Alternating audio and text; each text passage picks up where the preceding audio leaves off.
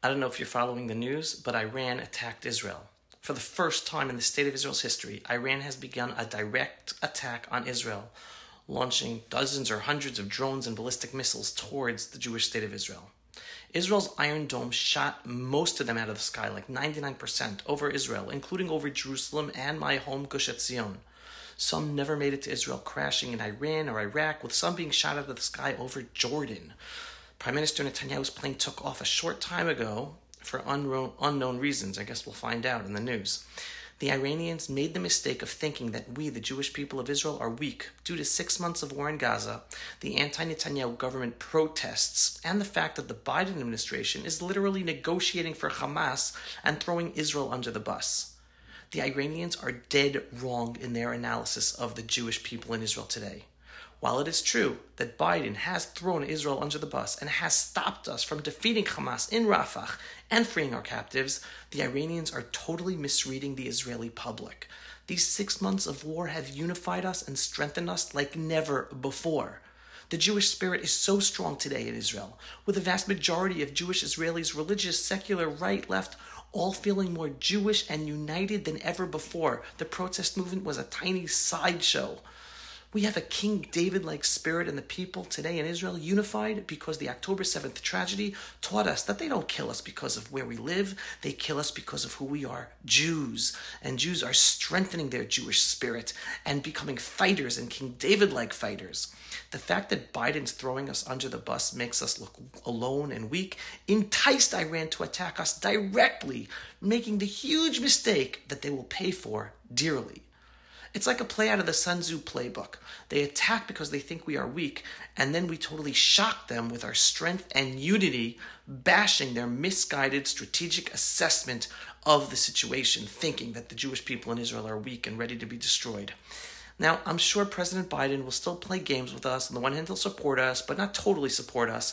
But regardless, the Israeli people will give total support to our government and army to do everything it has to do, despite the immoral pressure from the Biden administration to take out Iran and all their proxies, because the Israeli people know that this is about our survival. We don't have a choice.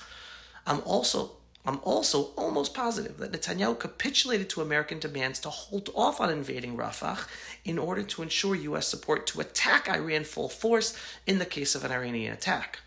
Let's just hope Israel takes advantage of this direct attack to do what we need to do to destroy and put a total end to the Iranian terror capabilities, not just in Iran, but also in Lebanon, in Syria, and finally also in Gaza. And we have to do this as quickly as possible before losing the patience of the world, like happened with the fighting in Gaza. Iran made a huge mistake by attacking us directly, and they will pay for it dearly. While they interpret our reactions to their terror against us as weak, rightly so, and interpreting wrongly the horrific anti-government protests in the middle of a war as disunity, they did not take into account the unbelievable unity of the Jewish people right now in the Jewish state of Israel. We are united like never before to end their evil octopus terror network across the Middle East like never before. And this direct attack from Iran against us gives us the international legitimacy to finally end their evil regime and free the Iranian people from their evil Islamic regime as well. So hold on to your faith, everyone. Right now things are going to be scary, but we, the Jewish state and the Jewish people of Israel, are going to come out of this fight stronger than ever. Remember, Am Yisrael Chai. Unfortunately, me personally, I'm actually right now stuck in Florida on a speaking tour, while my family is sleeping in our safe room since rockets or drones were shot out of the sky over our community and we don't know what's coming. I'm supposed to fly home soon, but now the skies are closed in Israel, so I have no clue when I'm going to get home, even though I'm going to try to get home as soon as possible, because I want to get home. But until then, pray for the people of Israel, pray for our holy IDF soldiers, because if we're going to attack Iran, we're also going to be attacking Hezbollah in Lebanon and probably even in Syria to finally end those threats, so that our residents in northern Israel can finally return to their homes without any more fear of being terrorized by Hezbollah in Lebanon or from Syria and other October 7th terror infiltrations. So everyone understand, good times are coming. They're going to be rough times. Good times are coming. Hope, strengthen your faith, and pray. And if you are not yet a subscriber to my Pulse of Israel videos and daily podcasts, go to pulseofisrael.com and click to subscribe. Because for me, like you hear, you get the belief-based, inspiring, politically incorrect truth about Israel, the Jewish people, and the freedom-loving world like nowhere else. So click and subscribe, and we need your support. So every once in a while, click on the donate button on pulseofisrael.com. Shalom, everyone. Thanks for watching. Pray, pray, pray. It's going to get rocky. It's going to get bumpy.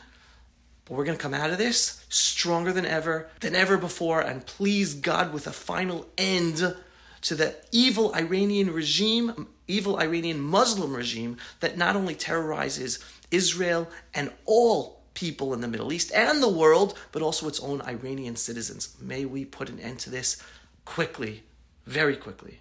Thanks for watching, everyone. Shalom. Pulse of Israel, frontline videos from the Holy Land. Support our work by donating today.